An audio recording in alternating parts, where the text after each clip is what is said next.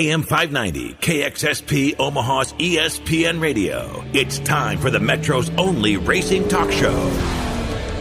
The Front Stretch, presented by Joe's Karting in Council Bluffs. Now, here's Dan Taylor and Buddy Ray. This is Ben Fetzer, tire carrier for the 12 Penske Ford. You're listening to The Front Stretch. Good morning, race fans, and welcome to The Front Stretch, presented by Joe's Karting in Council Bluffs, online at joeskarting.com. Can you believe it? We're just a couple of weeks away from the 7th annual Racing with the Stars. Are you going to be there for that? Yeah, I am. You going to race a little bit? Yeah, of course. You're going to be put in the wall a few times? Of course. Well, nobody has to put me in the wall. I do it actually, last year, I think you won one or two races. That was at the Crawford County race. I whooped up on the field. I took a victory lap, and then I got out of there while I was on my high. If I remember right, you came off the car, hands in the air, you're like, woo, woo, and you ran right out the building. Everybody just kind of looked at you like you're from a third world. You were gone. I was excited. Listen, I pulled a George Costanza. You leave on a high note. That's all you got to do. And this year's 7th annual Racing with the Stars, we'll kick the show off with this because I think you kissing Smokey is going to be the highlight of the 7th annual Racing with the Stars. You know, it's kind of funny you mentioned Smokey because I was scared to death that you were going to have a soundbite of a pig going, "Rat, rat." Well, if I did any show prep, we might. Yeah, there you go. But then you'd have to do your job. Let's not get crazy now. Come on. We're here to have fun. Yeah, no, Shaylee Bade, the driver of the 03 Army Race Saver Sprint Car out of Eagle Raceway, she put a challenge out there. If we sell 400 or more races, I have to kiss a pig. Last year, I mean, you were there last year. You've been there the last couple of years, and last year was rocking. It was awesome. And last year we sold 264. Even Rich, my boss, told me, he goes, well, for you to kiss a pig, you know, that's only 146 races, and not every single race last year was filled up with 10 carts to a race. So it's very attainable that we could do it, but in a way, I hope we don't do it, but in a way, I hope we do it. I don't want to kiss the pig, but... I got to ask you this, because you still haven't raced in a pink tutu. You're not going to back out, are you? No. I mean, you're going to pucker up, and you're going to lay a wet one on Smokey, right? I would for Shaylee Bade. Okay. For you, no. Well, at least you have your priorities straight. November 2nd, the 7th annual Racing with the Stars. Go to 7th annual Racing with the Stars on Facebook and make sure you get all the information so that you can be there starting at noon, ending at 4 o'clock. There's going to be heat races. Frankly, it's just a good old time. It's your only opportunity to race with dirt drivers and celebrities and asphalt drivers now with Will Wolf coming on board. To have just a good time and frankly to benefit a good cause because a couple of dollars from every race goes to the racing. $3. The holiday horsepower drive, which then buys presents for kids that are in the children's hospital over Christmas break. You know, it's almost gotten to be like the social event of the year after racing season because you'll see people that have like heated rivalries on the track and they show up at this thing and the next thing you know they're like a bunch of big kids on go-karts, and they're laughing and patting each other on the back. And, hey, for those that are listening, if you got kids and they absolutely love racing, this is the place to be because, like Dan said, every year we're going to have 300 racers walking around inside the lobby. Yeah. If you can't find a dirt racer at the Racing with the Stars, you're pretty blind. Yeah, I got to meet. That's where I usually get to meet a lot of these drivers because I don't get into the pits very often when I go to the races. I like to sit in the cheap seats and I like to sit in the announcer's booth and kind of learn that aspect of it. So I don't get to meet a lot of these guys. I actually had a conversation with Clint Llewellyn last year. Didn't even know who it was for a large majority of the conversation. He's a really nice guy. He's a great guy. I finally got to talk to him at Eagle Raceway at the Nebraska Cup this year. But so it's a great event. November 2nd, starting at noon. Just come down to Joe's Karting, buy a couple of races, have some fun. Maybe you can win yourself a couple of raffle items. One thing I do want to highlight, we have a lot of people this year, Dan, that are like, well, I don't want to just watch the celebrities. No, the general public comes in, you buy a race, and you race against the celebrities. Yeah. So, and it's a 4-hour deal, so anybody can come in and race. I just want to make that clear.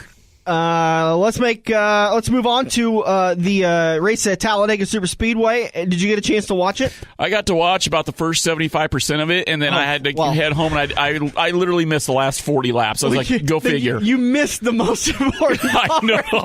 I was like, are you serious? And I didn't think to DVR it. Yeah, and I hate to do it. I really do hate to say it, but it was exactly what I thought it was going to be. There were so many guys that had there been a mistake, had they been racing racing too hard, they would have lost everything. I mean, of the 12 drivers, 10 of them were on the bubble to get eliminated. Honestly, and we saw it with Kyle Busch, who came into Talladega with the largest points lead of anybody who wasn't already locked into the next round, and he wrecked out, and he's now not in the chase. And that's got to be a bitter thing for him to take, because he said that he's terrible at Kansas. Well, he finished, second, third, I think? Something like that. He had a very good run at Kansas. For being Kyle Busch, yeah. He finished third. And then he goes to Charlotte, which he is good at, but he ended up finishing, fifth. So he walks in with back-to-back top 5 finishes. Very good runs, feeling confident, but it's Talladega. And he gets taken out by, I shouldn't say taken out, but Austin Dillon didn't see him checking up, got into the back of him, and his car was destroyed. Hands off to that Joe Gibbs Racing organization and that 18 team on getting that car back in shape, because it was a mess. Oh, it was bad. It was terrible. But and he ends up getting eliminated, which I didn't see that. You go into Talladega, and the whole day I'm sitting there going, any one of these 10 guys could be eliminated, and that's what.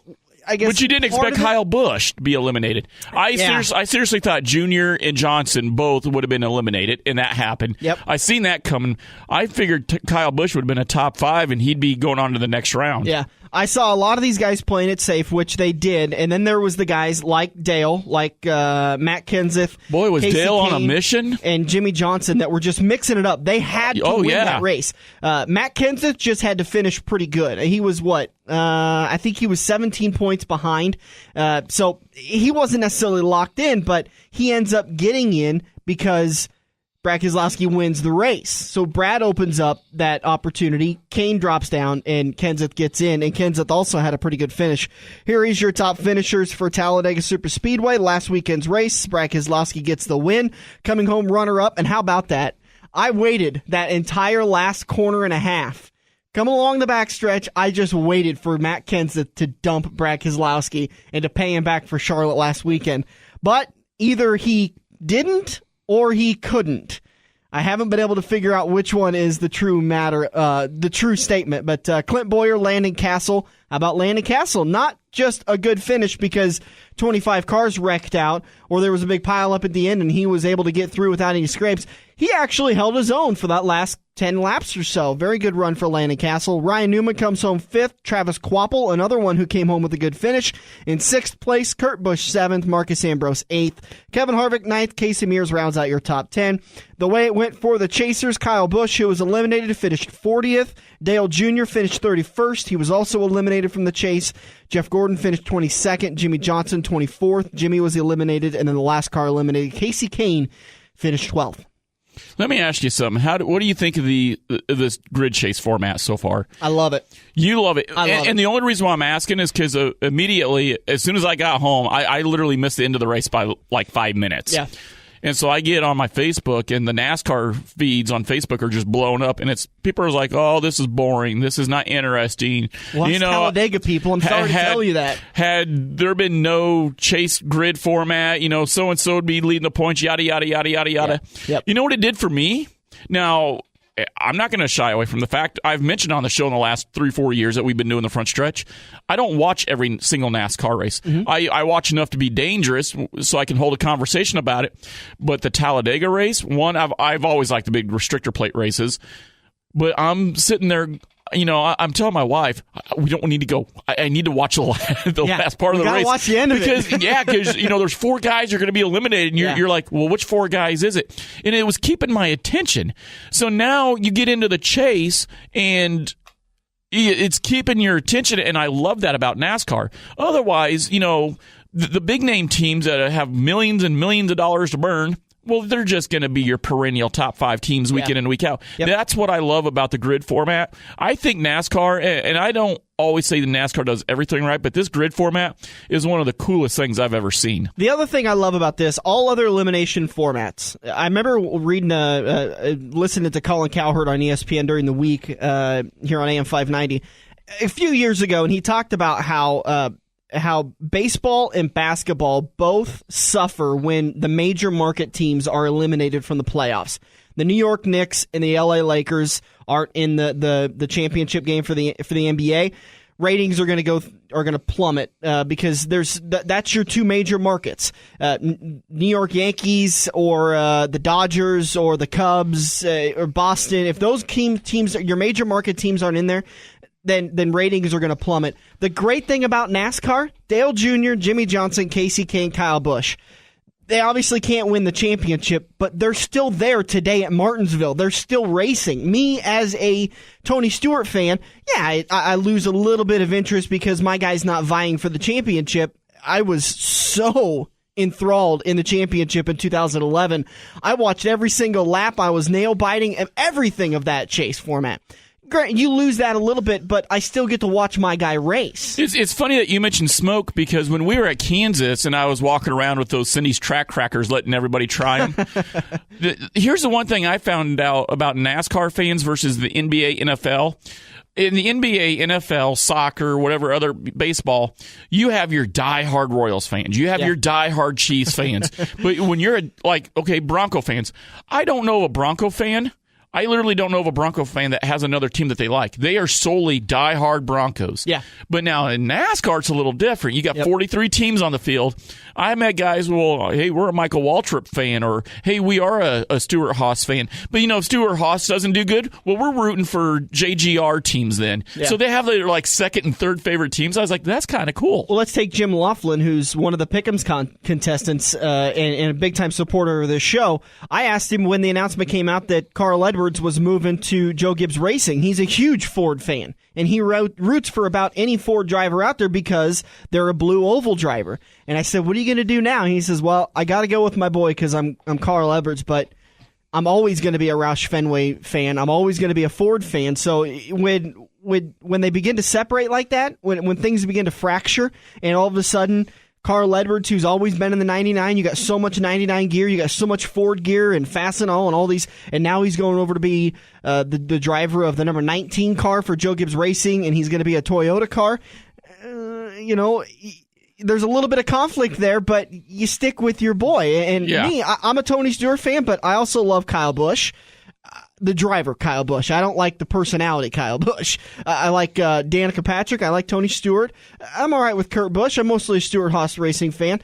But Ryan Newman, I enjoy watching him. I honestly, as much as I hate watching him win, I love watching the talent level of Jimmy Johnson. It's just well, you got to give him credit. Whether you like him or not, you got to respect the fact that he is a six-time champion.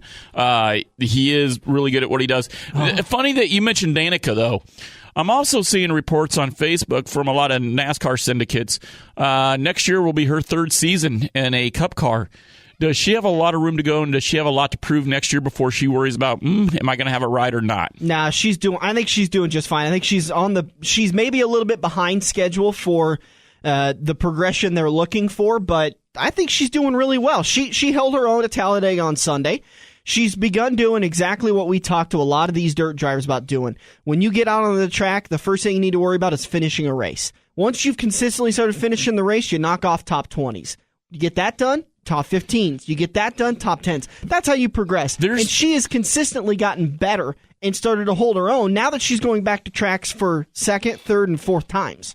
The funny thing about Danica haters, and I can't remember if it was either Keselowski, Johnson, or Kenseth. It was one of those three somewhere.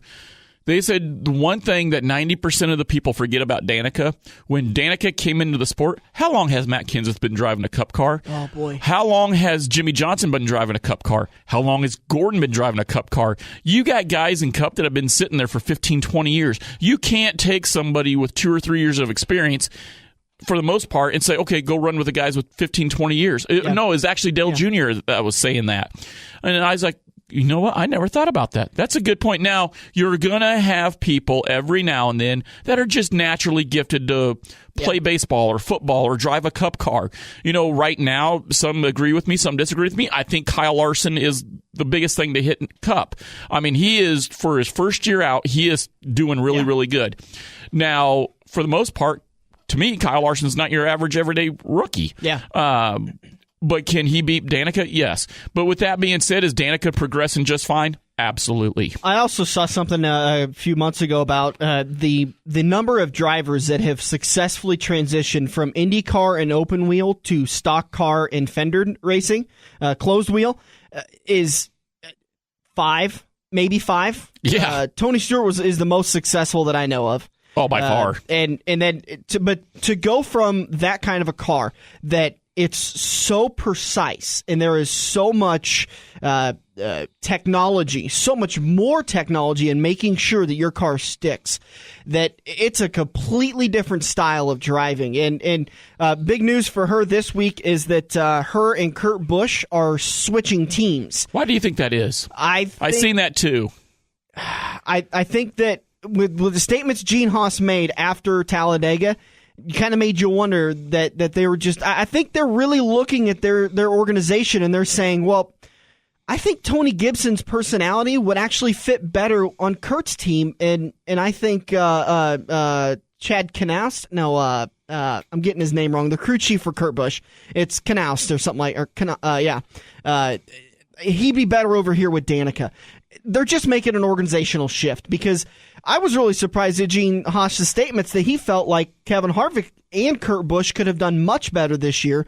I'm not so surprised with Kurt Busch, but I was kind of surprised with Kevin Harvick. But he makes a very good point. We had 8 poles this year and only 2 wins. He goes, we should have had a lot more wins, and so we're looking at the entire landscape of the organization, and inevitably, so far, those Tony's crew chief and Kevin's crew chief are staying put. It's just Danica and Kurt Busch's crews are flipping for 2015, and they're going to make that change starting at Texas Motor Speedway because there's no testing next year. They're going to use these final 3 races of the season to kind of feel things out. The one thing I did read is Danica's crew chief. I can't remember his name. Is it Gibson? Yeah, Tony Gibson. Tony Gibson. He's been with Danica ever since she started Cup racing, and they've developed a relationship, and that's her rock. That's her foundation for a crew chief. And for them to take that away from Danica and give Danica somebody else, to me, I thought that was maybe not the right move. You know, you might want to switch teams, but don't take the only solid foundation in rock that she has. You've got a crew chief that has developed a young driver. She's consistently done better this year than what she did last year. So why would you mess with that consistency and take her rock from her? I'll take that, and I will up the ante of Joey Logano, switch organizations, and look how good he's doing. I mean, he was a young driver that Greg Zipadelli tried to develop, and it just didn't work as well as they had hoped. Joey ends up leaving the organization, and look at what he's doing over at Penske. Sometimes a shift like that, just a change, is that little spark they need. Would you ever, honestly, and I'm not knocking Logano, but would you ever have thought that he's running for a championship this year? Nope. Not at all. I honestly Bad Brad, yes. Jimmy Johnson, yes. Carl Edwards, yes. Sliced bread, no. I think we all criticized that move. I felt like there was 2 or 3 better drivers that Penske could have signed, and, well, I think Roger Penske's definitely laughing at everyone now because he made the right move. All right, we've taken a long turn 1. We're going to take a break. We're going to come back in turn number 2. I'm going to talk to Randy Palmer from the Nebraska 360 series, and we will come back in turn number 3 and continue the show. We'll be back here on the front stretch. This is Andrew from Koziski Auto Parts. Koziski Auto Parts is an insurance-quality used parts supplier that can match your foreign or domestic car or truck needs. If you have a damaged or broke down car or truck, we guarantee a clean and quality part in next day fashion. Koziski Auto Parts, your neighborhood premium recycled parts supplier. Call any Koziski Auto Parts salesman today by dialing 402-731-4592 or visit us at 5040 I Street in Omaha. Koziski Auto Parts, our quality used parts will match your car or truck's needs. Joe's Karting in Council Bluffs has taken a page out of IMCA's rulebook and gone crate. These brand new low edition engines will still have you white knuckling it all through the Metro's fastest indoor facility. Joe's Karting is now friendly for all skill levels with their brand new Honda powered engines. It's time to get to Joe's today and find out what drivers like Jack Dover, Shale Blade, and Andrew Koziski have known for years. Located in Council Bluffs and online at joeskarting.com. That's karting with a K. We're working the high line into turn 2 on the front stretch, presented by Joe's Karting, online at joeskarting.com. Hey, this is Paul Menard, and you're listening to The Front Stretch. Heading into turn number 2 here on the front stretch, presented by Koziski Auto Parts, online at Koziski.com, and located in person at 51st and I Street. Quality used parts at an affordable price. You can't beat what you get at Koziski Auto Parts. Make sure you stop by today, 51st and I Street, and get your car back on the road for an affordable price. And by the way, they're going to make sure you leave with your arms and legs still attached. We are talking to the man who is 50% of the Nebraska 360 Sprint Car Series, Randy Palmer. How you doing today, bud? I'm doing great. Thanks, man. It's been a while since we've talked to you, so I figured it's time, now that the season's over with, you've had a full week to breathe and to relax and to kind of get your head wrapped around exactly what you're going to do for 2015, right? Oh, I don't know if it's exactly what we're going to do, but we have some pretty good ideas. Well, let's talk about 2014. Heck of a season. I know I certainly enjoyed you coming down to Crawford County Speedway. Hope to get you guys back there again next year, and quite the nail-biter for the championship. It came down to the last weekend, and frankly, it came down to one last position. Yep, sure did. Trevor Grossenbacher won by 2 points over Jack Dover, and it did definitely come down to last lap, last place, last position, I should say, and so congrats to Trevor on his championship. As the season progressed, and usually a season progresses for these series in touring series like this, little notebooks are kind of taken down of maybe some modifications to make for the next season. Do you kind of have a little notebook or maybe a notepad in your head of things you maybe want to change for 2015? Most people will say that my head is empty, so I do have a notebook that I write different things down on, little notes, little bullet points that I use, and I guess they're druthers. I'd rather this happens than this, and so on and so forth, and so that's what we primarily deal with. Both Dennis and I, we both kind of decompress for a week, and then we've already got together and started talking about what we want to do for 2015 and what our plans are, and we've already got that in motion for the most part. 2014's in the rearview mirror. We're already moving forward. Oops, we don't have rearview mirrors in sprint cars. I'm sorry. Well, we'll say it's in the spotter's view. Well, you guys don't really have spotters. You have guys standing down in the turns telling you what to do. Yeah, that's right. What are some of those changes maybe you guys want to... I know it's kind of tricky to talk about them because if you decide not to implement them, then there's always people that are going to say, well, what if? But is there anything you guys can kind of talk about? Yeah, it's really not a huge change. It's primarily, it's not us. It's making the change. Chuck Vitterich has resigned from the ASCS Midwest. Yeah. Excuse me. And as a result, that series is unfortunately going away, it sounds like. Oh, no. So as a result, it's opened up a lot of time for us. And so therefore, it looks like we're going to pick up more races than what we've had in the past. And whether that's good or bad, I'm not sure. I guess I try to take a favorable spin on it and say that it's a good thing. But I just hope that we can live up to the ASCS standards that they've set for us. And Chuck Vitterich and his son Nick and Todd Hoffman, all from the ASCS Midwest, have all been great guys to work with, and they've even come down and helped us do some teching and so on and so forth for some of our races. So they're great guys, and we're going to miss them, and hopefully we can work with them in the future on some other races. And Chuck is actually, I'm not sure if Nick is, but I know Chuck is going to Todd Corring's new 410 series. Oh, is he really? Yeah. Well, it's not. Go ahead. I'm sorry. You've worked hand in hand with the ASCS Midwest quite a bit, so it shouldn't be too hard of a transition with those drivers coming over to the Nebraska 360 series. No, none whatsoever. We run the same rules as the ASCS, and so there should be no problems. It should be a clean transfer coming over to us. But the thing that we're having to work on is to A, increase our purse, and B, increase our point fund. So as a result, I've been on the phone quite a bit today, even talking to potential sponsors.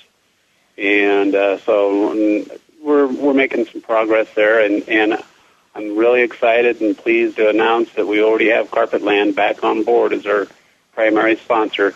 I talked to Jeff Lems today, and he's confirmed he's back on for 2015. So that is a huge relief right there. And then if we can get another couple, 3 or 4 more sponsors on board, not necessarily primary, but secondary sponsors, that would really help us with our purse and with our point fund. And we are going to increase our purse this year. Well, that's always good to hear. We've increased our purse every year since its inception.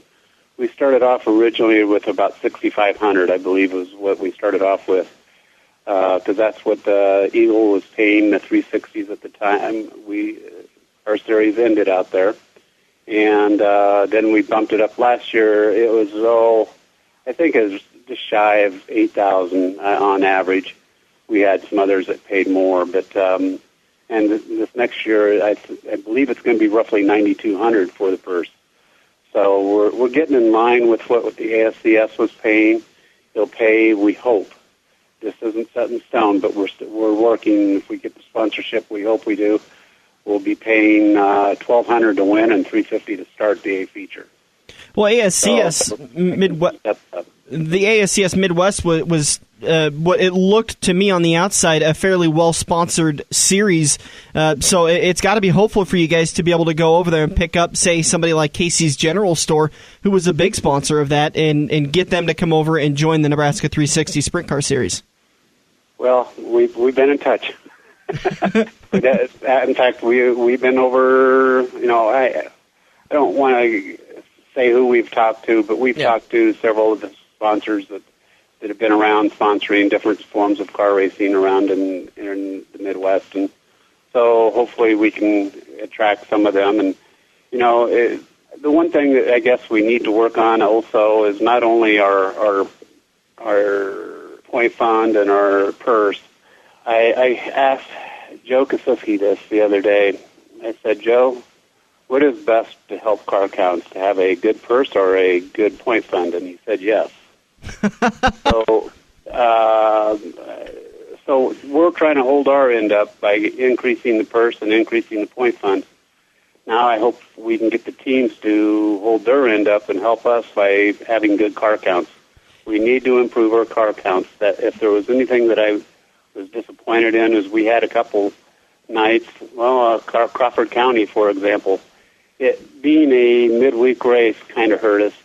And we had another race up in Albion that we had a low car count, and it was on a Sunday night, and it was the night following a race we had in Butler County. So having 2 races and 2 nights up there at Albion hurt us on car count.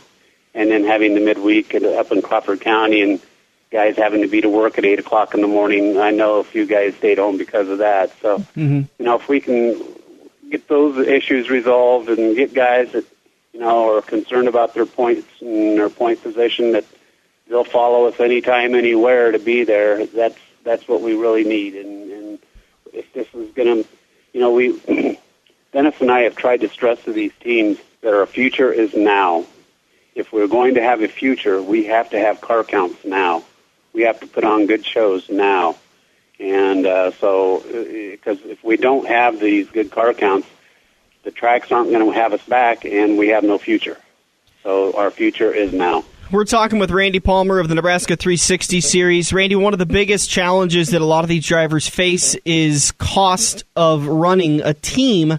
Is there anything that you guys have kind of looked at to maybe say, okay, if we implement this rule, this will save teams X amount of dollars, and maybe this rule and this rule? Is there anything like that you're looking at to try to save these guys some money? Well, since we do adhere to the ASCS rule book, we personally haven't been looking at anything. I know ASCS has been looking at some different things, head, restrictor plates, different engines, the whole 9 yards. They're looking at several different things. And I guess my concern is, just my own personal opinion, is no matter what rules changes they make, it's generally going to end up costing money. And so these guys are already, there's teams out there that are low-budget teams that do pretty darn good with the budget that they got, and cutting into them even more is not a good thing. And so other ideas that we've considered in the past, but I don't know if we're going to strongly consider them this year, would be a harder right rear tire so that we're not burning up tires right and left. I mean, that would be helpful, I think, and it also would help loosen up the car and put the driver back in the seat. So I've always been a big proponent of that. That's one of the things that I prefer myself, is not to have a lockdown car. I like the idea of a harder right rear tire and maybe even have a restriction on the wing angle. Limit the wing angle to 17 to 18 degrees. Right now they're standing them up so tall that it's hard on the engines, and it's hard on tires too. So I mean, it's just those kind of things wouldn't cost anything, because the tires are the same price whether they're hard or they're soft. And if you can get more races out of them, then it's saving them money. And then the wings, again, if you flatten them out just slightly, either that or maybe go to a flat wing with a wicker bill or no wicker bill, that would go and loosen the car up again and put the driver in the seat, and it won't put the strain on the engines.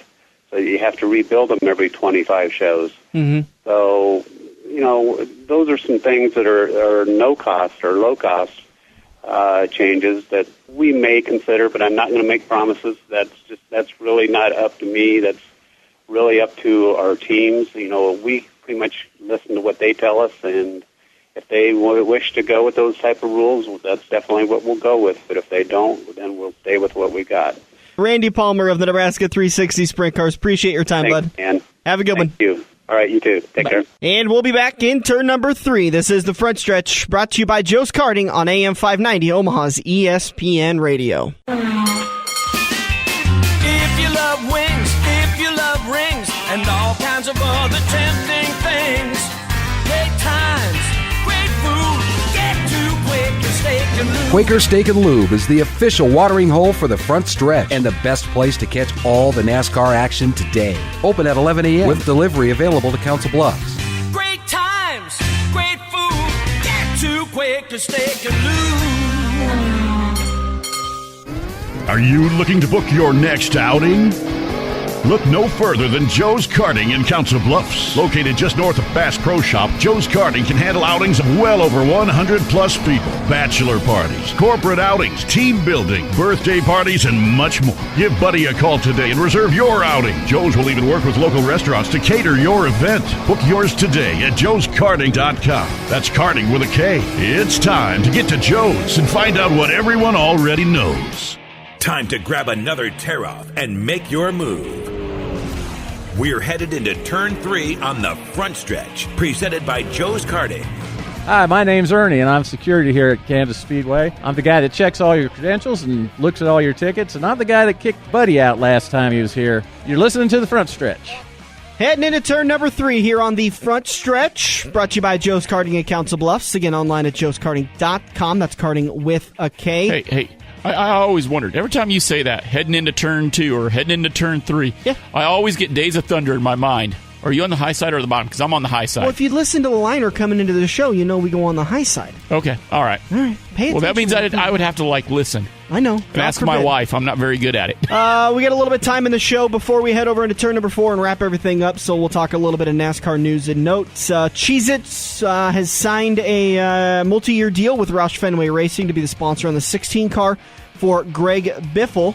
Good news for those guys securing sponsorships. I did notice earlier in the week, though, if you want to sponsor a Cup team, for instance, Dale Jr., I think Joe's Karting needs to sponsor Dale Jr. for a couple of races. We'll jump right on that.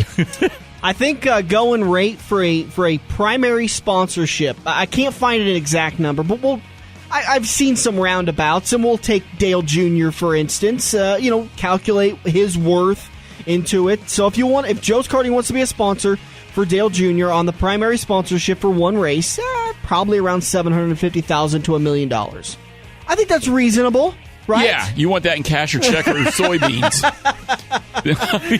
Soybeans aren't very valuable right now. I'll take cash. Well, yeah. Cash is king. Joey Logano says him and Danica Patrick have patched up things after Charlotte Motor Speedway. Danica, however, has not commented yet. I think that when I read this article on jski.com, Joey says we've actually talked about it since then. I feel like we've come to a good conclusion of what happened there. It's in the past, it's in the mirror, and we'll move forward. This kind of sounds like somebody that's going, please don't wreck me. I'm still in the chase and I have a really good chance. Yeah, it's funny that you mentioned Danica because when you think of Danica, I personally think of Ricky Stenhouse. When you think of Ricky Stenhouse, guess who did not make the Dega race? No kidding. How about that? Yeah, I was like, I actually heard that on the news and I was like, What? Yeah. Stenhouse is not in the Cup race? And I thought about that when she took the lead. I thought, I wonder if Stenhouse is still in this race, if she'd still be in it too. Yeah. Oh, I wonder. I'm sorry, Stenhouse fans. I'm just kidding. I can just see her. Hi, honey. You wreck me, and look what happens. Karma.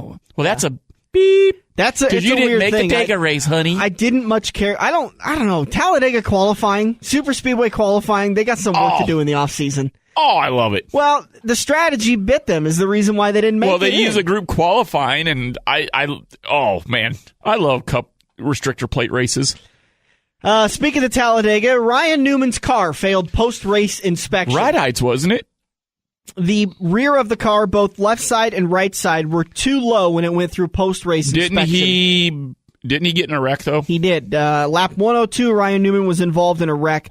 So NASCAR did the right thing. They took the car back to the R&D Center in Concord, North Carolina, did some more looking at it with a little fine-tooth comb, and ended up coming to the conclusion that the wreck on lap 102 is what brought out, or is what made his car ride too low. So this is one of those situations that I think NASCAR got it right. But yeah, I would agree. I've still heard the black helicopter conspiracy theory people out there that, well, it's Richard Childress Racing, and they're trying to make sure that... Yeah, because they're so incredibly relevant right now. They're trying to make sure that Dale Sr.'s organization's still in the chase, so... It was never Dale Sr.'s organization. It was Childress' organization. That's what I'm saying. Yeah. The organization that Dale Sr. drove I'm backing for. you up on this. Yeah.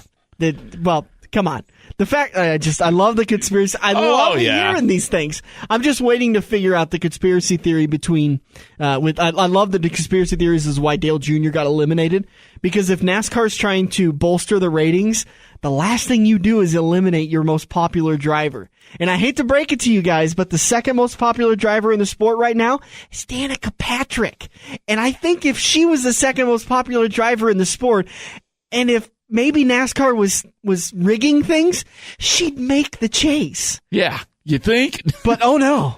Oh yeah. I wrote one note down when I was prepping for the show today, so I do show prep. Kansas Motor Speedway, or Kansas Speedway. Who was the driver that took out Jimmy Johnson? Think back, got into the back of him. Jimmy spun through the infield on the backstretch, or spun through the backstretch. Who was the driver that got into him? Greg Biffle. Oh, okay. Greg Biffle. Who was the driver that got into Dale Jr.? Biffle? Greg Biffle. I was waiting for that conspiracy theory. Maybe I shouldn't say that because now people are going to think I'm spreading. I don't think there's a conspiracy. I think Greg Biffle's just kind of in the way right now. That's just my thought. But I don't think Rick Hendrick is very happy with him because of Greg Biffle. Now 2 of his drivers are eliminated from the chase.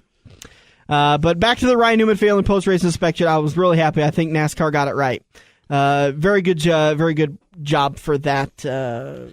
Making sure everything was copacetic. I would agree. And it wasn't Goodyear's fault. Oh, no. There is somehow. Hey, did you see Kyle Busch is going to be a daddy? Somebody slept with that man? Have you seen the girl that's sleeping with that man? Well, she's not as pretty as my wife, but, I mean, I guess she'll do. Apparently we haven't seen a picture of her then. Yeah, they're expecting a baby sometime about mid-May, which should be right around the All-Star race for next year. So, Kyle Busch expecting a Rowdy Jr. I wonder if that will kind of calm him down a little bit. You know, with me having kids, it does bring you down a little bit. Makes you mature a little bit. It does exactly. Yeah, you know, and absolutely. This could be a real big game changer for Rowdy. He could use a little bit of a personality, kind of reeling in, but still have that fire when he puts the helmet on. Well, I guess it's the fire when he has the helmet on is what causes troubles too. Big news locally. you and I aren't really experts on ASCS Midwest, ASCS, and Sprint Car. At least I'm not. I'm going to speak for myself and just say we're not real good experts on anything, really. Very true. Very true. Why single out one thing? I've been chasing down stories and talking to a lot of people. Chuck Zitterich, who was the organizer, or was the main man for the ASCS Midwest, has left the series and is now going to be a part of the 410 Touring Series that is being put together at Knoxville Speedway for 410 sprint cars. With Chuck leaving, from what I'm understanding, the ASCS Midwest is gone. It's donezo, no more. Randy Palmer actually talked about it in turn number 2 that he suspected that that's what was going to happen. The ASCS series itself, is the organization's going to fold? No, Midwest. There will be no more Midwest Touring Series. There will be no more Midwest Points Paying Series. There will be no more Midwest anything. There will just be an ASCS, and I think there's a National Series, there's a Southern Series, so there's a couple of series. No more Midwest. And from what I understand, talking to sources, in the day since I've talked to Randy Palmer, now, okay, behind the curtain a little bit, I recorded Randy Palmer from the Nebraska 360s on Tuesday. We recorded the show on Wednesday.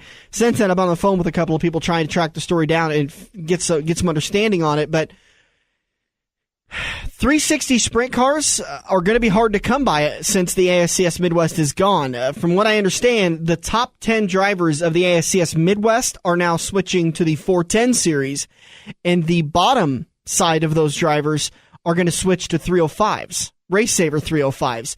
So the Nebraska 360 series, we always want these series to survive, but Randy Palmer may have a bit of an uphill climb trying to get enough in 360 engine competitors. I wonder if we could get old Chuck on the show. That would be and that would be a great interview because he'd be able to talk about the 410 series and what they're expecting, and they're launching it at Eagle Raceway in May. So we'll try to effort that. We're also going to try to get Stan Caesar on the phone next week to talk to us about what's going on with that. I also want to talk to Joe Koziski and get an update on the SLMR series. Make sure that's off and running for 2015 and what his plans are for that. So we've got a lot coming up in the next couple of weeks. And then the Legends of the Dirt series kicks off. Oh boy, do you know who our first interview is? Yeah, I do. You know what? I'm going to go ahead and just risk it and say it because there's always a risk that they won't. They're not going to. Well, hey, the card is subject to change. Charlie Schwartz. Oh boy, big time car builder right now. Has a big family history in racing locally, and so he's going to be our very first. Interesting about Charlie. Charlie was down at Volusia County Speedway in Florida. I got this from Lee Ackerman. And there was something about a tire rule or a rules package, something like that.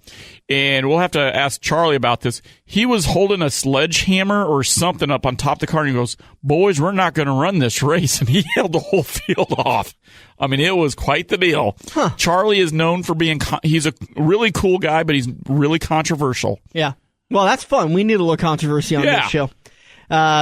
So the Legends of the Dirt series will go on, and then we'll play the Playland Speedway show. Right now, we're planning on playing the Playland Speedway tribute show. We're going to play hour 1 and 2, and then hour 2 is going to play the weekend before the Super Bowl because there's always a chance that the show won't air because of the Super Bowl Sunday, and if Mike and Mike on ESPN in the mornings decides they want to do their show, then we get bumped out and we lose out on our time slot. And I don't want people to miss out on the Playland Speedway show because Mike and Mike decided they want to do a special Super Bowl show. So that's the tentative schedule. Make sure to go over to the Front Stretch Facebook page and keep up to date with all the news and notes, and then we'll keep you up to date with what's going on. Also, a lot of people have been following the Joe's Karting YouTube page, picking up some subscribers there and posting the shows. We post all of the shows generally up by Tuesday. So this show that you're enjoying today will be up hopefully by Tuesday, and then we can you guys can go back and listen to the interviews that we did with Randy Palmer and talk about some of the stuff and hold us to some of the things we said. All right. Should we go over to turn number 4 and wrap it all up? Sure. Is there anything else I'm forgetting? Nope, because you're looking at me and I'm looking at you. You're like, hey, folks, we are looking at each other like, what are we forgetting? Listen. One of our interviews fell through for tonight. We're kind of winging it here. We do apologize for the long delays. And I'm not normally one to BS, but the show sounds much better when we have 3 interviews and it only allows us one turn to talk about what we want to talk about because it keeps us within a bubble. And unfortunately, one of our interviews kind of fell through tonight, but we'll get them back next week and we'll make everything happy, hunky-dory one more time. All right, we're going to go over to turn number 4. We're going to preview Martinsville. We're going to talk about Buddy's picks. We're going to talk about the rest of the season. We'll be back on the front stretch. If you love wings, if you love rings, and all kinds of other tempting things, great times, great food, get to Quaker Steak and Lube. Quaker Steak and Lube is the official watering hole for the front stretch and the best place to catch all the NASCAR action today. Open at 11 a.m. with delivery available to Council Bluffs. Great times, great food, get to Quaker Steak and Lube. This week's young gun on the front stretch is Buck Shafroth, better known to his competitors as Buck Wild. Buck's dad got him started in racing in 2011 as he raced the number 92 hobby stock at Adams County and Stewart International Speedways. This year, Buck was able to add a King of the Hill win to his resume out at Adams County and hopes to get a few feature wins under his belt before making his move to B-Mod and eventually to A-Mod. Outside of racing, Buck enjoys time with his friends and family, but mostly working on the car and getting ready for his first trip to Victory Lane. Buck wants to make sure and thank his parents for all of their support, as well as his sponsors, Van Eaton Farms, Odin Products, Fox Welding, and Hazy Hanks Barbershop. Make sure to keep your eye out at Adams County and Stewart Speedways for the number 92 hobby stock. It's driven by Buck Wild, Buck Shafroth. He's this week's young gun on the front stretch. Joe's Karting at Council Bluffs has taken a page out of IMCA's rulebook and gone crate. These brand new low edition engines will still have you white-knuckling it all through the Metro's fastest indoor facility. Joe's Karting is now friendly for all skill levels with their brand new Honda-powered engines. It's time to get to Joe's today and find out what drivers like Jack Dover, Shale Blade, and Andrew Kosiski have known for years. Located in Council Bluffs and online at joeskarting.com. That's karting with a K.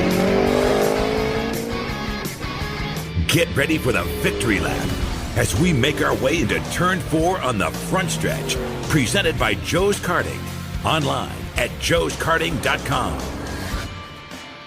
Hey, this is Matt Kenseth, and you're listening to The Front Stretch. Just about ready to wrap this baby up. Heading into turn number 4 on the front stretch, brought to you by the official watering hole of the front stretch, Quaker Steak and Lube, Council Bluffs. All the green flag action for today's race at Martinsville Speedway. Coverage on ESPN and MRN kicks off about 11:30 with green flag just after 12:30. And again, all the action on the big screens at Quaker Steak and Lube in Council Bluffs, the official watering hole of the front stretch. Talking about Martinsville Speedway. Top 10 finishers earlier this year. Kurt Busch got the win, and that was his one win into the chase, made him qualified for the chase. Jimmy Johnson came home runner-up. Dale Jr., Joey Logano, Marcus Ambrose, Matt Kenseth, Kevin Harvick, Eric Almirola, Clint Boyer, and Paul Menard rounded out the top 10. This time last year, Jeff Gordon got the win with Matt Kenseth coming home runner-up, Clint Boyer third. Brad Keselowski, Jimmy Johnson, Kevin Harvick, then Denny Hamlin, Dale Jr., Greg Biffle, and Jamie McMurray rounded out the top 10. Buddy, you seem to be taking the 24 for today. Still happy with that pick? Sure. At this point, does it really matter? Don't sound too confident. No, I guess it doesn't at this point. But you're doing. You're not. I was bouncing back so well, and then I took a win. When were you bouncing back? Well, I got up to like 10th. No, you didn't. I thought I got up to like 10th or 11th. In the 3-week contest, you fell to 10th. Oh, well. No, you've. I'm not trying to rag on your thing, but you're. I talked to you. I can't remember if we talked about it on the air or off the air. My little idea is not working. It was a good try, but no, it doesn't seem to be working. You're about what I said, about 160 points behind what you were this time last year when you were picking your own picks. For the overall points contest, Sonia Worth's lead shrank. Whoa! But not quite by enough. She still has a 67-point lead over David Ackerson, and then a 102-point lead over Craig Tuitt. Where's Monty Omen? Monty's sitting 5th. He is 105 points behind. So the real battle is for 3rd, 4th, and 5th, which is just separated by 3 points. Dale Smith is another, 10 points behind them. In 6th place, Jim Brandon, Mike Carlson, Teresa Wolf, and Brock Ackerman. Buddy, you're sitting in 12th. You did fall another position after taking... I was 11th at one time. A couple of weeks ago. Yeah. So, well, you've okay. Well, for your Quaker Steak and Lube $100 gift certificate 5-week contest. This is a simple one for the 5 weeks going from Charlotte Motor Speedway to Phoenix Speedway. Whoever has the most cumulative points over those 5 races wins. Dirk Houston taking a 6-point jump to take the lead. Dirk was the only one that took the 2 to win at Talladega, so he got he got 47 points out of that. Jim Laughlin up 5 spots to take over 2nd place. He is 4 points behind Dirk. And then a little bit of a gap. Dale Smith, 19 points behind Dirk, but he jumped 12 spots. I'm trying to think who he took. He took Matt Kenseth, who was runner-up. So who do you see who are the 4 that get eliminated in this round? In this round, boy. Yeah, boy. Here's what I'm picking. Logano's eliminated. Newman's eliminated. Edwards is eliminated. And Kenseth. So Logano, Newman, Hamlin, and Edwards eliminated from this round. Logano, Newman, Edwards, and Hamlin are all eliminated. That's what I'm picking. I agree with you on all but Logano. He is just way too hot right now to be eliminated. I think he is far hotter than Carl Edwards and Denny Hamlin, and I go with you on Matt Kenseth just simply because Matt hasn't won yet this year. He got in on points, and he's been surviving on consistency, but so has Carl Edwards. But Carl won twice this year already, so I'm all right with that. I just don't think Logano's going to get eliminated. Are you going to ask me who I think is going to get eliminated? Yeah. Who do you think? Now I got to pull it up because I don't remember who I had. You got Logano, Harvick, Newman, Hamlin, Kenseth, Edwards, Gordon, Keselowski. Does Bad Brad go into Homestead running for the championship? I don't think he does. Really? Yeah. Yeah, Fred Lauer now hates you. Well, Brad's, maybe the win at Talladega is what they need to turn it around, but he's been rough the last couple of weeks. At Kansas and at Charlotte, they haven't looked like that sharp organization that won the championship, and frankly, they didn't look like the contenders that they did earlier in the year, even though he's won, I think, 6 races now this year. Maybe he was being a little too lackadaisical in his running, even though they are running hard. Maybe he was a little too lackadaisical, but after the win at Dega, it really hey boys, we're in this to win. Maybe it relit a fire underneath his britches. I would never ever describe Brad Keselowski as ever driving lackadaisical.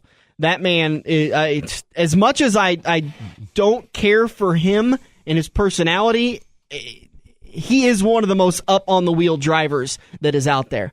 We saw it at, Chicagoland at the start of the chase when he went 3 wide, split the gap, and won the race a couple of laps later at Chicagoland. So I don't see Brad moving on. I think that there's they've just fallen a little bit behind the last couple of weeks, but we're moving on to 3 different tracks, so it could be anything. All right, make sure you get your picks into me today for Martinsville Speedway. Again, green flag about a little after 12:30. So make sure if you are a part of the Pick'ems contest, you get that in by the time the green flag waves, and we will roll on. I'm I'm headed down to Kansas City this morning to go to the Kansas City Chiefs game. So. I won't be able to double-check your guys' picks, so we already had somebody get bit last week. Gus Scouten tried to take the 2, but he tried to take the 2 weeks in a row. Can't do that. Oh. So make sure you double-check your picks. I send out the Excel sheet every single week, so just make sure you double-check your picks before you get them into us. 7th Annual Racing with the Stars. Make sure you guys get to that. And then there's one other event I wanted to talk about. Dirk Houston brought it to my attention when he was filling in the last couple of weeks ago for Chad Preble, his Road to Recovery. It's a spaghetti dinner, raffle, silent auction, and door prizes. You're going to be I'm actually saving up for one of these door prizes. Saturday, November 8th, 6:30 to 10:30 at St. James Seton School Gymnasium. You can buy a raffle ticket prior to the night of the event. Raffle tickets are $5 each, or a book of 5 for $20. First prize, raffle ticket, flat screen TV. Second prize, a Nintendo Wii. And a third prize is a $150 gift card to Shields. Now, there's some auction items up for bid, and you know me and my autographed helmets. There is a NASCAR helmet signed by all 16 drivers in the 2014 Chase. All 16 drivers that qualify for this year's Chase signed it. They rode into NASCAR, and all these guys signed it and sent it back, and how fast they turned that around was just absolutely amazing. You can also get 2 2015 season tickets to Creighton men's basketball, 2 2015 general admission tickets to Creighton soccer, lots more Creighton gear, a pair of Husker tickets, retro bicycle from Miller Beer, and there is so much more. It's the Prebbles Road to Recovery going on November 8th at St. James Seton School Gymnasium, 6:30 to 8:30. Just head to Prebbles Road to Recovery on Facebook for more details and information. And we're trying to get somebody on the show to talk about that event and what happened to Chad Preble, right? Or Craig Preble. Craig Preble. Craig Preble is one of the best late model drivers that ever came out of the local area. This sport is full of big-hearted, great drivers, great people, and it sucks to see one of our own suffer like that. But we're going to pull together, and frankly, I'm going to call Bank of America and take out a second loan to get that helmet. I don't care. An autographed helmet by all 16 Chase drivers. That's something to hang on your mantle, and I'm even more excited for you. November 7th, for everyone else, November 8th. I don't even know why I'm telling people about that helmet because I don't want anybody bidding on it. It's November 8th. Yeah, November 8th. November 8th. That's a. I wonder if I could call Dirk, make an over-the-top offer now, then put that up for auction. Well, Dirk at the Racing with the Stars. Dirk doesn't have anything to do with it. Well, Dirk can get me to the people that are putting it on. It's.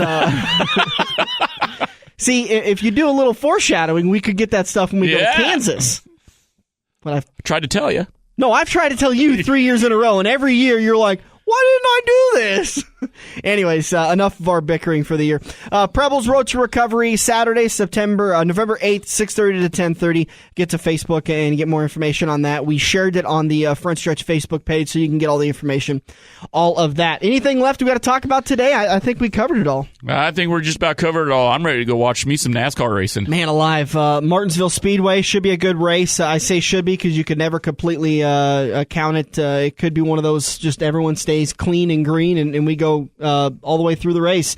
Next weekend, Texas Motor Speedway, 2 p.m., but should be great racing this afternoon, and man alive, the year's almost over with. This show, however, is over with. We'll see you next weekend. Thanks for joining us. It's The Front Stretch, presented by Joe's Karting in Council Bluffs, online at joeskarting.com. We have all been there before. Broken car part in your hand and some snot-nosed punk behind the counter has no idea what he's talking about, but he guarantees that this part will fix your car. You pay an arm and a leg for the replacement, get it home, and sure enough, it doesn't fit your car. Now, learn from your mistake and give an experienced salesperson at Kosiski Auto Parts a call today at 402-731-4592. Kosiski Auto Parts will get you back on the road with your arms and legs still attached. Are you looking to book your next outing? Look no further than Joe's Karting in Council Bluffs. Located just north of Bass Pro Shop, Joe's Karting can handle outings of well over 100-plus people. Bachelor parties, corporate outings, team building, birthday parties, and much more. Give Buddy a call today and reserve your outing. Joe's will even work with local restaurants to cater your event. Book yours today at joeskarting.com. That's karting with a K. It's time to get to Joe's and find out what everyone already knows.